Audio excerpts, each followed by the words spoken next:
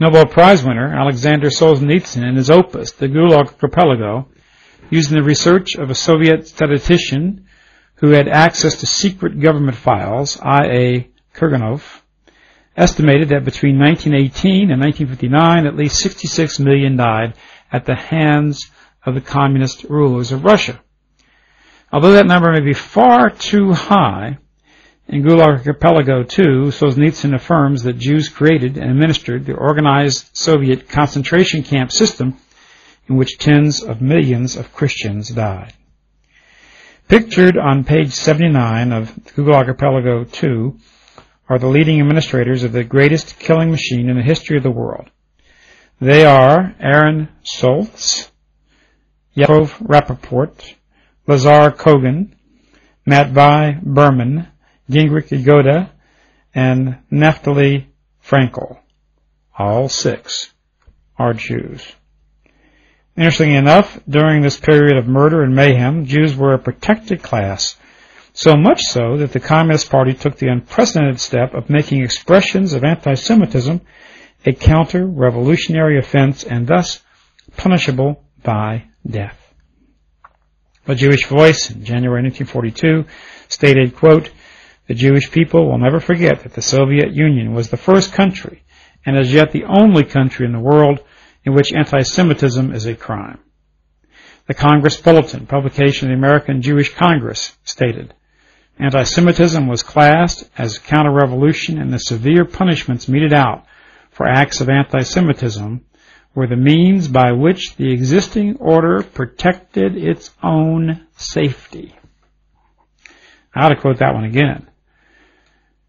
Anti-Semitism was classed as counter-revolution, and the severe punishments meted out for the acts of anti-Semitism were the means by which the existing order protected its own safety. That's from a publication of the American Jewish Congress. The Russian penal codes of 1922 and 27 even went so far as to make anti-Semitism punishable by death. The book Soviet Russia and the Jews by Gregor Aronson, and published by the American Jewish League Against Communism, quotes Stalin remarking on the policy in an interview in 1931 with the Jewish Telegraph Agency. Quote, "Communists cannot be anything but outspoken enemies of anti-Semitism. We fight anti-Semites by the strongest methods in the Soviet Union. Active anti-Semites are punished by death under law." In school, I brought up these fascinating facts with some of my teachers. They, in turn, were as incredulous as I had been. One suggested that the Jewish involvement in the Communist Revolution might have been the result of the long-running historical persecution of Jews by the Tsars, and indeed by much of the Russian intelligentsia. For instance, Tolstoy, Dostoevsky, and many other prominent Russian writers had criticized Jewish machinations in their books and articles. Russians didn't like the fact that Jews used the Russian language for doing business among Gentiles, but spoke Yiddish among themselves.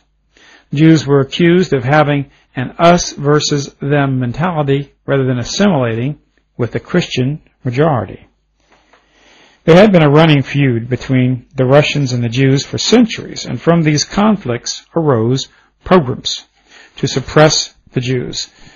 This war without borders can be illustrated by the Jewish reaction in the 1980s to the anti-Semitic Russian May laws.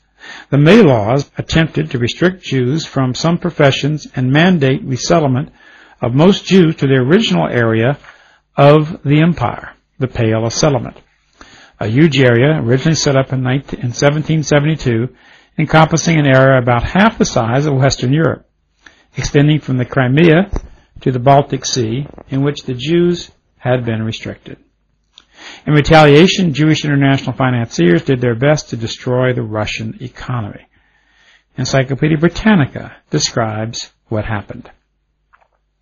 The Russian May laws were the most conspicuous legislative monument achieved by modern anti-Semitism. Their immediate result was the ruinous commercial depression which was felt all over the empire and which profoundly affected the national credit.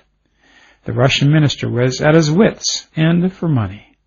Negotiations for a large loan were entered upon with the House of Rothschild, and a preliminary contract was signed when The finance minister was informed that unless the persecutions of the Jews were stopped, the great banking house would be compelled to withdraw from the operation.